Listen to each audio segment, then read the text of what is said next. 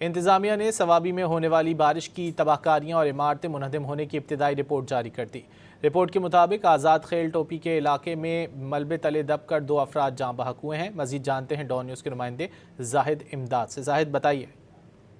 جی بالکل، گزشتہ رات بارشوں کے باعث سوابی میں طغیانی ہے اور اس کے باعث جو ہے عمارتیں منہدم ہوئی ہیں۔ اب تک جو معلومات سامنے آئی ہیں اس کے مطابق 4 مقامات پر سوابی میں عمارتیں منہدم ہوئی ہے، جن میں نیشنل بینک سوابی کے ساتھ عمارت، اس کے ساتھ جرند و نیر اعظم آباد جو چوکی ہے اور آزاد خیل ٹوپی کی جو علاقہ ہے وہاں پر عمارتیں منہدم ہوئی ہیں۔ مجموعی طور پر ان عمارتیں منہدم ہونے سے 11 افراد جو ہیں ملبے تلے پھنس گئے تھے، جن کو ریسکیو کر کے نکال لیا گیا ہے، جبکہ 2 جو افراد ہیں وہ ان واقعات میں جو ہے وہ جاں بحق ہوئے ہیں۔ مجموعی طور پر سوابی میں مختلف مقامات پر طغیانی ہے، جس کے باعث ریسکیو آپریشنز میں اب تک 300 افراد کو جو ہے مجموعی طور پر وہ محفوظ مقامات پر منتقل کیا گیا ہے، جبکہ ریسکیو جو کارروائیاں ہیں وہ اس وقت جاری ہے۔ جی بہت شکریہ زاہد امداد ان تفصیلات کے لیے۔